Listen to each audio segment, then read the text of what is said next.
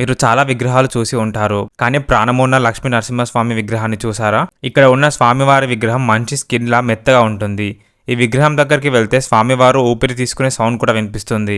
ఒక స్టోన్ నుంచి ఇలా ఊపిరి తీసుకునే సౌండ్ అండ్ ఒక స్టోన్ ఇంత మెత్తగా ఉండటం చూసి వరల్డ్లో ఉన్న టాప్ సైంటిస్టులు కూడా షాక్ అయ్యారు.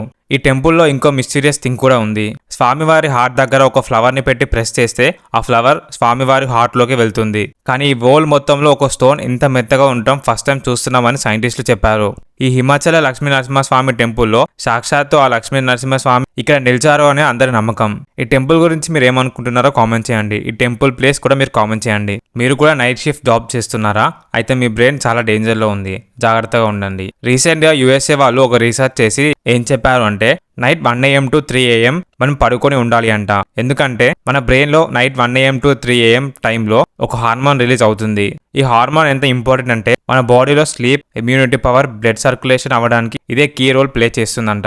ఈ hormone night 1 AM to 3 AM టైంలో రిలీజ్ అవుతుంది. కానీ మనం ఆ టైంలో పడుకోకుండా లేచి ఉండటం వల్ల మన బాడీలో ఆర్గాన్స్ మొత్తం యాక్టివ్గా ఉంటాయి. దీనివల్ల ఈ హార్మోన్ అనేది హై లెవెల్లో రిలీజ్ అవుతుంది.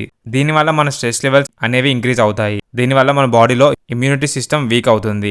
దీనివల్ల సడన్ వెయిట్ గెయిన్ అవుతారు. అంతేకాకుండా మన బ్రెయిన్లో ఉండే కొన్ని ఫంక్షన్స్ కూడా ఆగిపోతాయి. అందుకే సాఫ్ట్వేర్లో నైట్ షిఫ్ట్ చేసే వాళ్ళు ఉంటే నైట్ 1 AM to 3 AM టైంలో రెస్ట్ తీసుకోవడానికి ట్రై చేయండి. ఈ ఇన్ఫర్మేషన్ని మీ ఫ్రెండ్స్ అండ్ ఫ్యామిలీకి షేర్ చేయండి. కౌ యూరిన్ వెనుక ఎంత సైన్స్ అండ్ హెల్త్ దాగి ఉందో మీకు తెలుసా? మన పూర్వీకులు కౌ యూరిన్ ని డిసీజ్ నుంచి క్యూర్ చేసుకోవడానికి తాగేవాళ్ళు. అందుకే హిందూ ధర్మంలో కౌ సర్వరోగ నివారణిగా అని అంటారు. మన బాడీలో రెడ్ సెల్ కౌంట్ తగ్గినప్పుడు అనేమియా అనే డిసీజ్ వస్తుంది. దీన్ని ఆయుర్వేదిక్ లో ఒక మెడిసిన్ తో క్యూర్ చేస్తారు. ఆ మెడిసిన్ లో కౌ యూరిన్ ని యూజ్ చేస్తారు. మెడిసిన్ ఫీల్డ్ లో చాలా టాబ్లెట్స్ ని కౌ యూరిన్ ని యూజ్ చేస్తారు. నైజీరియాలో ఒక డిసీజ్ వచ్చినప్పుడు కౌ యూరిన్ తో వేరే మెడిసిన్ మిక్స్ చేసి ఆ డిసీజ్ ని క్యూర్ చేశారు. క్యాన్సర్ డిసీజ్ వచ్చినప్పుడు మన DNA డ్యామేజ్ అవుతుంది. అయితే 2010లో national environmental engineering research institute వాళ్ళు ఒక రీసెర్చ్ చేశారు. ఈ రీసెర్చ్ లో వాళ్ళు కౌ యూరిన్ ని యూజ్ చేసి ఒక మెడిసిన్ ని క్రియేట్ చేశారు. ఇది క్యాన్సర్ వల్ల జరిగే DNA డ్యామేజ్ ని క్యూర్ చేస్తుంది. కానీ ఈ కౌ యూరిన్ లో ఇన్ని బెనిఫిట్స్ ఉన్నాయని మన పూర్వీకులకు ఎలా తెలుసు? మనం డైలీ తినే షుగర్ నాన్ వెజ్ అని మీకు తెలుసా? నార్మల్ గా షుగర్ కేన్స్ ని ప్రాసెస్ చేసే టైంలో షుగర్ కేన్ జ్యూస్ ని ఫుల్ గా హీట్ చేస్తారు. ఇలా చేశాక మొలాసిస్ వస్తుంది. దీంతో బ్రౌన్ షుగర్ అండ్ బెల్లం ని తయారు చేస్తారు. ఈ బ్రౌన్ షుగర్ ని వైట్ గా చేయడానికి బోన్ సేర్ అనే ప్రాసెస్ ని యూజ్ చేస్తారు. అంటే ఈ ప్రాసెస్ లో యానిమల్ బోన్స్ ని యూజ్ చేసి ఇలా షుగర్ ని వైట్ గా చేంజ్ చేస్తారు.